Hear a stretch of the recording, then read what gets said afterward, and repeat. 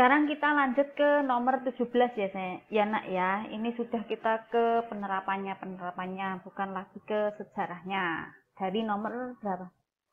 15 tadi. Salah satu usaha pemerintah Indonesia dalam meningkatkan pengamalan Pancasila untuk meningkatkan persatuan bangsa yaitu A. Menjadikan Pancasila sebagai kepribadian bangsa Indonesia. Menjadikan Pancasila sebagai kepribadian bangsa Indonesia. Jadi kalau kita bersikap, itu harus sesuai bersikap, bertindak, bertingkah laku, itu harus sesuai dengan Pancasila. Sekarang ke soal 18.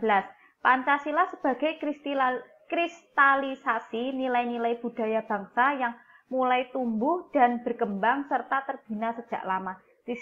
Kristalisasi itu kayak menjadikan satu gitu. Dalam hubungannya dengan Undang-Undang 1945, Pancasila berkedudukan sebagai C. Tujuan bangsa. Berarti A. Budaya bangsa, pandangan hidup bangsa, tujuan bangsa, kepribadian bangsa. Jadi kalau kita membuat undang-undang itu harus berdasarkan dengan Pancasila. Dalam hubungannya dengan Undang-Undang Dasar 1945 itu sebagai tujuan bangsa, yaitu di Undang-Undang Dasar terletak di pembukaan, kalian kelas 8 sudah mempelajari di pembukaan Undang-Undang Dasar. Soal nomor 19. Bangsa Indonesia bangga mempunyai ideologi berupa Pancasila dengan alasan mampu mempersatukan bangsa Indonesia yang majemuk. Salah satu berarti sesuai dengan Pancasila sila pertama. Soal nomor 20, fungsi Pancasila dalam hubungannya dengan pengaruh budaya asing dan iptek yaitu sebagai penyaring atau filter. Berarti ini berhubungan dengan Pancasila sebagai ideologi terbuka.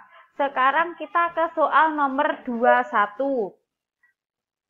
Berikut ini yang termasuk contoh tindakan bijaksana yang sesuai dengan Pancasila dalam kehidupan masyarakat, yaitu usul atau pendapat orang lain perlu dipertimbangkan, bermusyawarah dengan pertimbangan baik buruk, menerima bahwa perbedaan pendapat memang ada, hasil keputusan diambil secara musyawarah mufakat.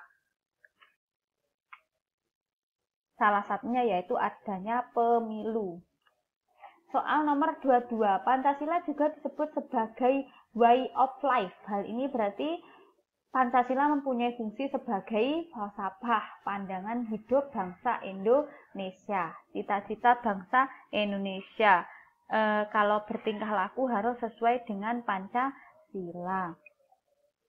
Soal nomor 23, salah satu cara yang dapat dilakukan untuk mempertahankan Pancasila dan Undang-Undang Dasar 1945 ketika awal pemerintahan Orde Baru yaitu melaksanakan penataran P4 bagi semua instansi baik sipil maupun TNI.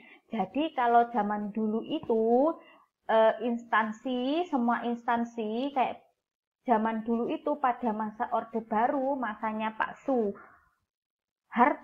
semua misalnya kayak semua guru yang di instansi itu ya, guru, camat, kayak gitu, DPRD, semuanya dari TNI, polisi, itu harus hafal dengan Undang-Undang Dasar.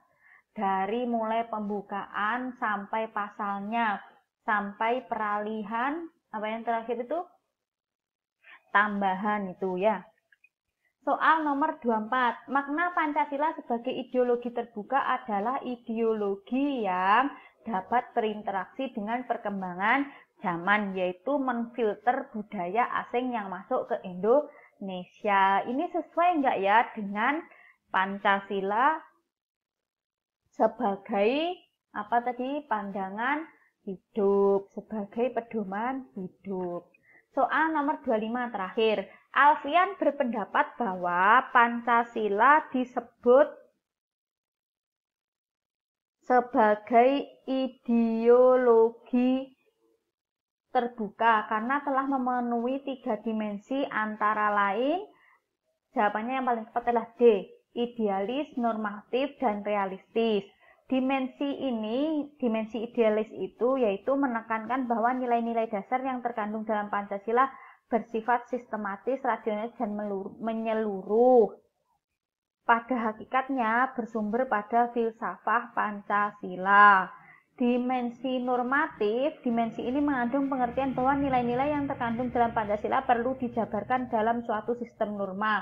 Salah satunya kalau normatif berarti adanya Undang-Undang Dasar 1945, adanya peraturan presiden, adanya peraturan pemerintah, adanya undang-undang, adanya peraturan presiden, adanya peraturan menteri. Itu namanya dimensi normatif. Norma itu aturan. Dimensi realistis. Dimensi ini mengandung bahwa suatu ideologi harus mampu mencerminkan realitas kehidupan yang berkembang dalam masyarakat. Pancasila itu harus sesuai dengan apa yang ada di Indonesia. Demikian penjelasan dari Bu Awalin. Apabila ada yang kurang jelas, misalnya pengertian ini maksudnya apa ya?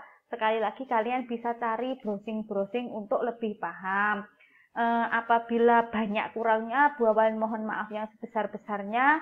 Untuk pertemuan minggu depan kita ulangan harian. Semua materi yang diberikan Bu Awalin itu dipelajari dari Orde Lama, Orde Baru, Orde Reformasi, terus apa itu ideologi terbuka, ideologi tertutup, ciri-cirinya dari ideologi tersebut, dan terakhir yaitu kenapa Pancasila sebagai ideologi terbuka itu syarat-syaratnya apa.